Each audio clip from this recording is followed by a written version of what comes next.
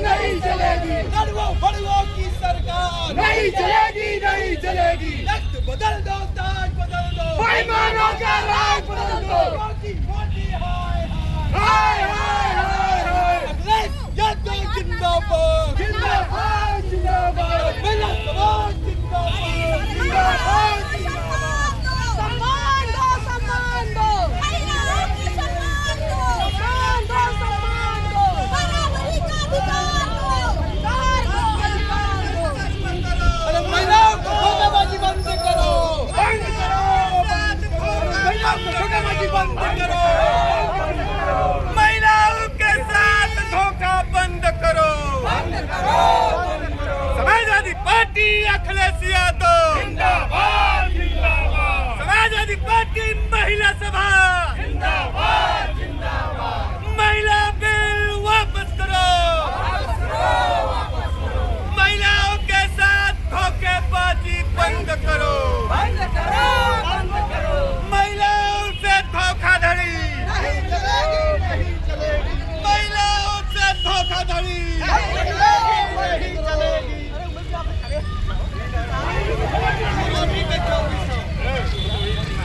Samajwadi party जिंदाबाद। जिंदाबाद जिंदाबाद।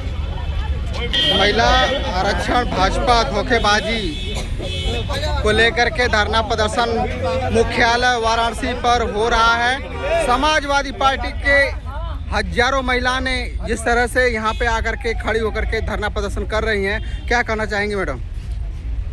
हम लोगों का यही कहना है कि महिलाओं के साथ महिलाओं का अधिकार नहीं, उस अधिकार के लिए हम लोग महिलाओं के लिए खड़े हैं। जो पिछली महिलाएं हैं सबको सम्मान मिलना चाहिए, इसी अधिकार के लिए हम लोग यहाँ पे अपना शांतिपूर्वक धरना प्रदर्शन कर रहे हैं। नारी शक्ति है, क्या महिलाओं को आरक्षण दे पाएगी भाजपा? नहीं दे पाएगी, जुमलेबाजी है। जब जब चुनाव होने वाला होता है तब तब ये जुमलेबाजी करते हैं। इनके पास ऐसी कोई न पॉलिसी है न इनका कोई ऐसा मंशा है। आरक्षण को लेकर के आप लोग धरना प्रदर्शन कर रहे हैं, क्या कहना चाहेंगे? देखिए, धरना प्रदर्शन का सबसे पहले तो हमारे माननीय राष्ट्रीय अध्यक्ष जी ने पिछड़ी जाति की महिला को राष्ट्रीय अध्यक्ष बनाया है, सीमा राजभर जी को। उनके सम्मान के लिए हम सब महिलाएं यहाँ इकट्ठी हुई हैं और यहाँ दत्तात्रेय बाबा का दर्शन कर रहे हैं कि सत्ता पक्ष के लोगों को, महिलाओं को, पुरुषों को, जो भी सत्ता पक्ष में है उनको सद्बुद्धि दे कि वो सरकार में रहते हुए वो विरोध कर रहे हैं, हमारे नेता का पुतला जला रहे हैं, फोटो जला रहे हैं और लोकतांत्रिक तरीके से काम कर रहे हैं। लेकिन हम समाजवादी महिलाएं लोकतांत्रिक तरीके से काम कर रहे हैं। नमस्कार, आप देख रहे हैं काशी उजाला न्यूज। समाजवादी पार्टी के पूर्व महिला प्रदेश अध्यक्ष रिभु श्रीवास्तव जी हैं। आज मुख्यालय पे समाजवादी पार्टी महिलाओं के साथ धरना प्रदर्शन कर रही हैं। अब जानेंगे किस लिए आई हैं। मैडम, स्वागत है आपका। क्या कहना चाहेंगे, आप लोग मुख्यालय पे धरना दे रहे हैं?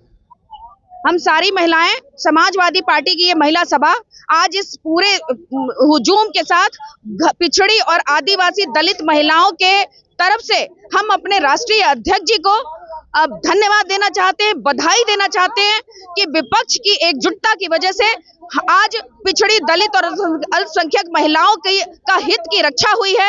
उनको जो आरक्षण मिलना चाहिए था, जो ये सरकार नहीं देना चाहती थी, उस बिल को हम लोगों ने गिरा दिया है। तो हम अपने राष्ट्रीय अध्यक्ष जी को दिल से बधाई देना चाहते हैं कि उन्हीं के कारण आज पिछड़ी दलित अल्पसंख्यक महिलाओं को उनके हित की रक्षा हुई है और उनको आगे जब भी ये बिल पास होगा तो इन महिलाओं का जरूर उसमें कोटा होगा, तभी ये बिल पास होगा। और जब कोटा होगा तो गांव में जो ईंटा ढोती है महिलाएं, जो किसी आदिवासी क्षेत्र में बैठी महिला है, जो कहीं पिछड़ी इलाके में बैठी महिला है, उसको भी प्रतिनिधित्व मिलेगा लोकसभा में, विधानसभा में, और वो अपने क्षेत्र की बात कह सकेगी, लोकसभा में उठा सकेगी। आप केवल एलीट क्लास की महिलाओं को आप आरक्षण देकर के लड़ा देंगे तो उस गांव गिराम में बैठी, इस देश के समाज के कोने में बैठी हुई उस महिला का क्या होगा और उसके क्षेत्र की आवाज कैसे संसद तक जाएगी। तो हम लोग सभी लोग मिलकर के आज अपने राष्ट्रीय अध्यक्ष जी को धन्यवाद देना चाहते हैं कि उनकी पहल की वजह से आज अल्पसंख्यक और पिछड़ी महिलाओं का हक बचा है। 33% आरक्षण का जो मुद्दा 2023 में पास हो गया था, तो फिर दोबारा 2026 में क्यों लाया गया? 2023 ये सरकार की गलत नीयत की वजह से 2023 में ये बिल 21 सितंबर को पास हो गया पूरे विपक्ष की सहमति के साथ। लेकिन इन लोगों ने, सरकार ने 2 शर्तें लगा दी कि पहले परिसीमन करेंगे, जनगणना करेंगे, फिर लागू करेंगे। किसने कहा था परिसीमन करने की बात करने के लिए? किसने कहा था जनगणना करने के लिए और फिर लागू करने के लिए? विपक्ष उसी समय तैयार था कि आप आज की स्थिति में लागू कर सकते हैं, तो क्यों नहीं लागू किया इन लोगों ने, इसलिए इनकी नीयत साफ नहीं है। ये पिछड़ी और अल्पसंख्यक महिलाओं से इनको परेशानी है। ये सभी महिलाओं को हक नहीं देना चाहते हैं। ये महिला विरोधी सरकार है। ये महिलाओं का कभी हित नहीं सोचती है।